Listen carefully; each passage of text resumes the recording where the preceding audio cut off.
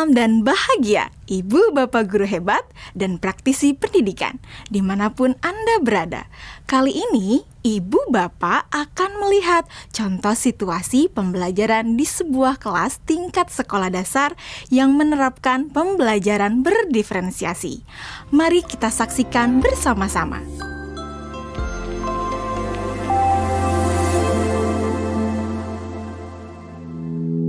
Organ tubuh manusia. Minggu ini, Pak Kasim ingin mengajar sebuah materi tentang cara kerja salah satu sistem organ tubuh manusia, yaitu sistem pencernaan.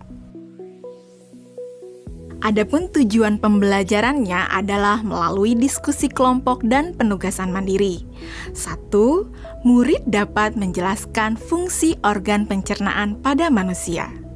Kedua, murid dapat membuat model dan menunjukkan cara kerja sistem pencernaan manusia. Sebelum pembelajaran dilakukan, biasanya saya akan melihat tujuan pembelajaran atau target apa yang akan saya capai pada hari itu. Setelah itu, saya melihat data atau informasi terkait murid-murid saya untuk menentukan strategi pembelajaran yang tepat dan penilaian yang sesuai. Saat merencanakan pembelajaran, Pak Kasim mempersiapkan beberapa sumber belajar yang menurutnya akan membantu murid-muridnya belajar sesuai dengan kebutuhannya. Sumber daya belajar yang disiapkan diantaranya adalah sebuah poster, berbagai bacaan yang memuat pembahasan tentang bagaimana organ pencernaan bekerja dari beberapa sumber. Ada yang berupa beberapa buku bacaan dengan tingkat kesulitan berbeda-beda, artikel sederhana, mengunduh sebuah video singkat yang sesuai dengan apa yang ia ingin anak-anak pahami, membuat kartu-kartu pertanyaan untuk membantu murid mengkonstruksi sendiri pemahaman mereka tentang cara kerja sistem organ pencernaan dengan menjawab pertanyaan. Sumber belajar yang beragam ini tentunya tetap sesuai dengan tujuan pembelajaran yang ingin dicapai atau dengan kata lain mengimplementasikan diferensiasi konten.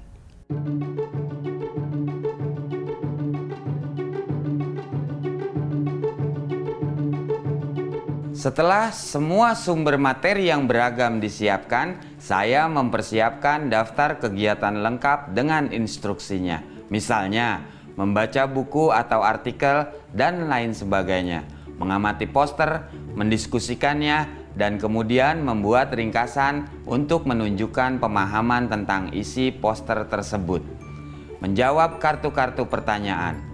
Aktivitas-aktivitas tersebut walaupun berbeda-beda, namun semuanya bertujuan agar murid memahami cara kerja sistem pencernaan. Assalamualaikum.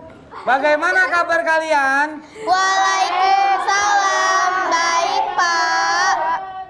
Hari ini kita akan mempelajari tentang sistem pencernaan manusia. Saya, Pak. Di awal pembelajaran, Pak Kasim memberikan penjelasan kepada semua murid yang ada di kelasnya tentang tujuan pembelajaran dan konsep kunci yang ia ingin anak-anak kuasai. Lewat proses tanya-jawab dan contoh-contoh, Pak Kasim memastikan bahwa murid-muridnya memahami apa yang dimaksud dengan sistem. Pak Kasim meminta murid-murid bekerja dalam kelompok. Untuk penugasan kali ini, Pak Kasim telah mengelompokkan murid berdasarkan tingkat kemampuan murid membaca. Hal ini karena tugas pertama yang harus dilakukan oleh setiap kelompok adalah membaca materi bacaan terlebih dulu. Teks yang dibaca tiap kelompok sesuai dengan kemampuan membaca mereka. Selama proses murid melakukan kegiatan, saya mengobservasi dan memantau pemahaman murid-murid. Saya mendatangi tiap kelompok, mengajukan pertanyaan, dan memberi pertanyaan lanjutan kepada murid-murid yang memerlukan bantuan atau perlu diberikan tantangan lebih. Saya juga membuat catatan-catatan penilaian selama proses ini. Setiap jawaban murid, pertanyaan murid, saya perhatikan dan menggunakan informasi ini untuk menyesuaikan tingkat bantuan yang akan saya berikan pada murid atau berdiferensiasi proses. Sistem pencernaan adalah serangkaian jaringan organ yang bekerja untuk mencerna makanan. Organ pencernaan antara lain meliputi mulut, kerongkongan, lambung, usus kecil, usus besar, rektum, anus.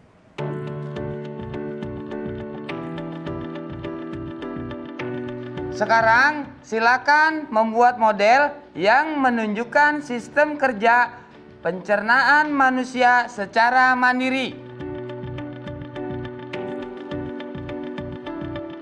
Selama proses murid-murid membuat model sistem pencernaan, Pak Kasim berkeliling melihat pekerjaan murid untuk mengetahui sejauh mana pemahaman murid.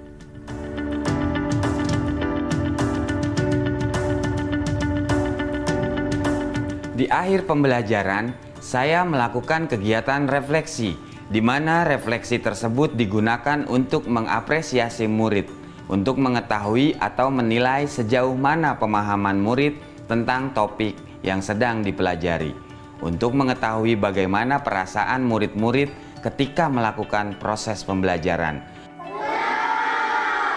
Agdas, Senang, Pak. Arjuna, Senang, Pak.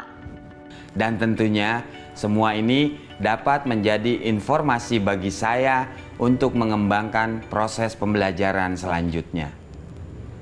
Ibu dan Bapak guru hebat, demikian video singkat salah satu contoh penerapan pembelajaran berdiferensiasi di jenjang sekolah dasar. Tetap semangat, Ibu dan Bapak guru hebat. Salam dan bahagia.